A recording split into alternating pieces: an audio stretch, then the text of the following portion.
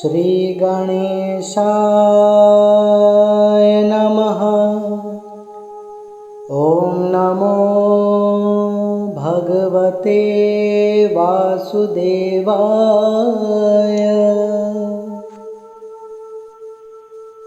कार्तिक महात्म व्रत कथा दूसरा अध्याय। सत्यभामा के पूर्व जन्म का वर्णन तथा कार्तिक महीने का महात्म। श्री नारद जी दोनों हाथ जोड़कर श्री ब्रह्मा जी से बोले, हे प्रभु, कृपा करके मुझे कार्तिक महीने की वह पावन कथा सुनाइए जिससे प्रभु परमात्मा प्रसन्न होते हैं।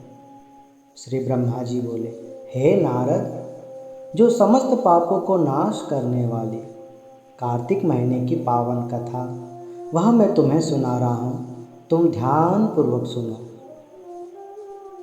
इस पवित्र कथा के श्रवण करने से मनुष्य इस संसार के सभी बंधनों से मुक्त होकर पार हो जाता है और फिर इस संसार के जन्म मरण के चक्कर में नहीं पड़ता है।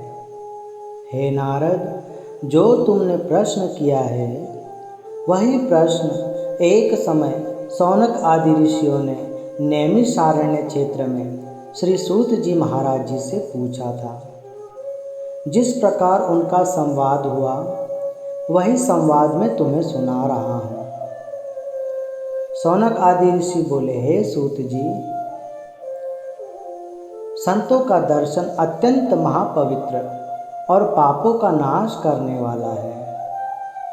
जैसे गंगा जी पाप को, चंद्रमा ताप को और कल्प वृक्ष दीनता को नाश करते हैं, ऐसे ही संतों के दर्शन से जीव के सभी दुख दर्द दूर हो जाते हैं।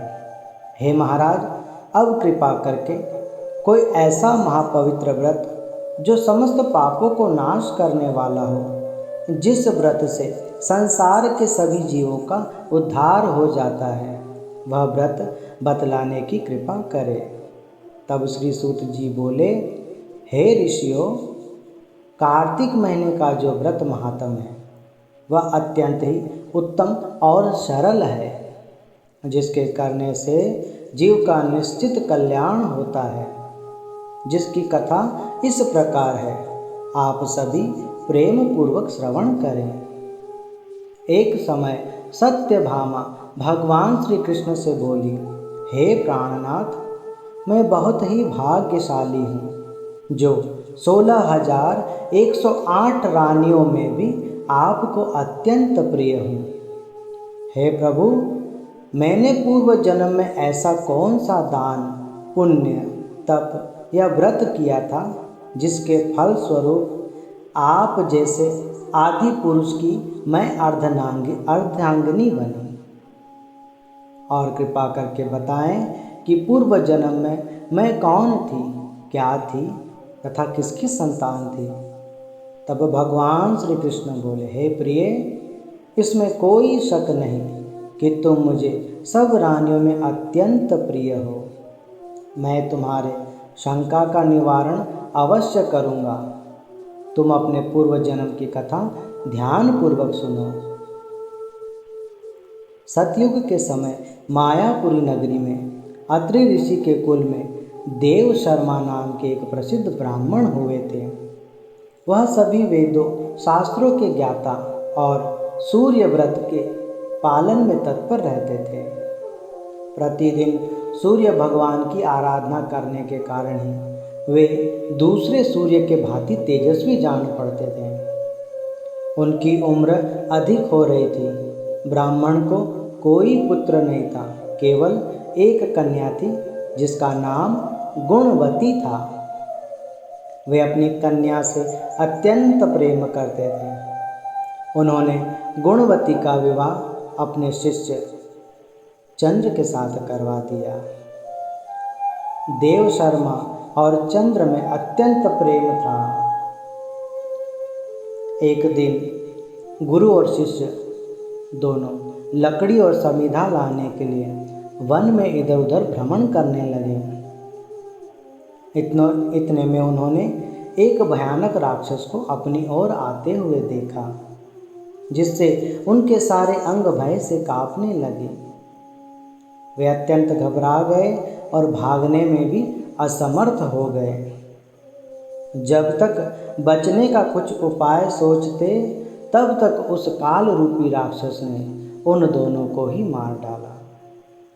धर्मात्मा होने के कारण उन दोनों को मेरे परम वैकुंठ धाम में प्राप्त हुआ, क्योंकि उन्होंने जीवन भर सूर्य का पूजन किया था। सूर्य, शिव, गणेश, विष्णु तथा आदि शक्ति के उपासक भी मुझे ही प्राप्त होते हैं। जैसे वर्षा का जल सब ओर से आकर अंत में समुद्र में ही समा जाता है, उसी प्रकार इन पांचों के उपासक मेरे ही परम धाम को प्राप्त होते हैं। जब गुणवती ने राक्षस के हाथों उनके पिता देव शर्मा तथा पति चंद्र के मारे जाने का हाल सुना, तब वह पिता और पति के वियोग में दुख से पीड़ित होकर करुण विलाप करने लगी। हे पिता, हे स्वामी, आप मुझे क्यों छोड़कर चले गए? मैं अनाथ बालिका आपके बिना अब कैसे रहूँगी? क्या करूँगी? आप मुझे किसके आश्रय छोड़कर चले गए? मेरा पालन पोषण अब कौन करेगा? बिना पिता के, बिना पति के स्त्री का कौन मान सम्मान करता है? ऐसे जीवन को तो धिक्कार है। हे दीनानाथ, मेरा कौन आधार है? अब मैं दीन स्त्री किसकी शरण में जाऊं? इस प्रकार बारंबार करुण विलाप करते हुए वह कुछ देर के बाद मौन हो जाती है। फिर उन दोनों की सद्गति के लिए पारलौकिक कर्म किए। फिर गुणवती उस नगर में ही निवास करने लगी। उसने अपने जीवन में 2 व्रतों का विधि पूर्वक पालन किया था। वह 2 व्रत, एक तो एकादशी का व्रत था और दूसरा कार्तिक मास का भली भांति उसने सेवन किया था। हे प्रिय, यह दोनों व्रत मुझे अत्यंत प्रिय है। यह पुण्य उत्पन्न करने वाले, पुत्र और संपत्ति के दाता तथा भोग और मोक्ष प्रदान करने वाले हैं। जो जीव कार्तिक महीने में सूर्य के तुला राशि पर समय प्रातःकाल स्नान करते हैं, वह महापातकी होने पर भी मुक्त हो जाते हैं।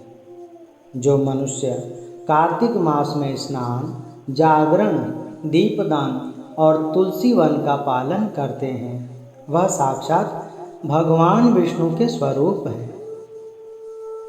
जो इस महीने में विष्णु के मंदिर में जाकर श्री विष्णु जी की पूजा करते हैं, आरती करते हैं, दीपक जलाते हैं, धूप, दीप, फल फूल आदि चढ़ाते हैं, भगवान की भक्ति करते हैं और निरंतर जागरण करते हैं, वह सदा के लिए इस जन्म मरण के चक्कर से छूटकर मुक्ति प्राप्त करते हैं। इस प्रकार गुणवती प्रति वर्ष कार्तिक मास का व्रत किया करती थी।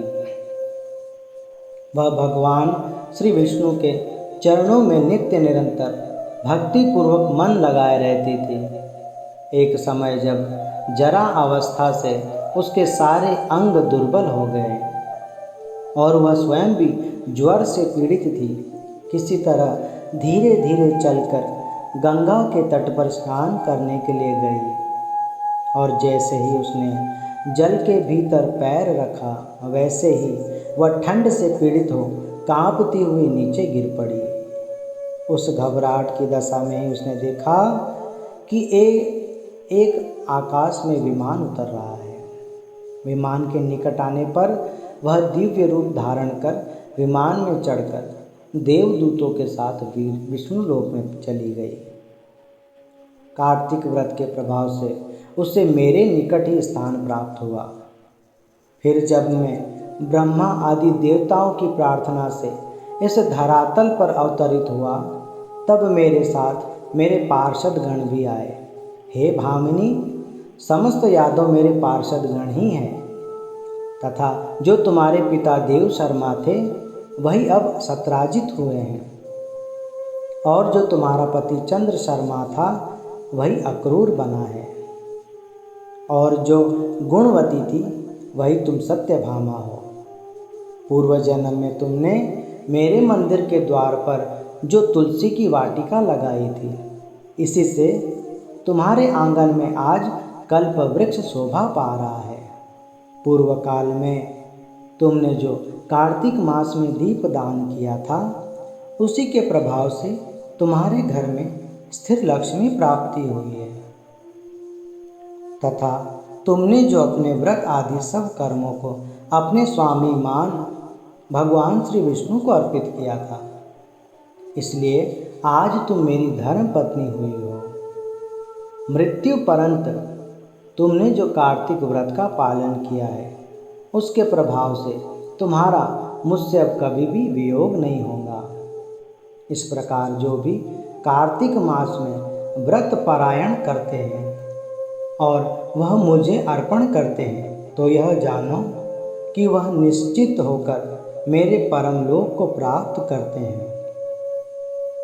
श्री सूत जी कहते हैं, इस प्रकार जगत के स्वामी भगवान श्री कृष्ण के मुख से अपने पूर्व जन्म के पुण्यमय वैभव की बात सुनकर उस समय महारानी सत्यभामा को बड़ा आनंद प्राप्त हुआ। पद्म पुराण कार्तिक मास महात्म सत्यभामा के पूर्व जन्म बाबत दूसरा अध्याय समाप्त।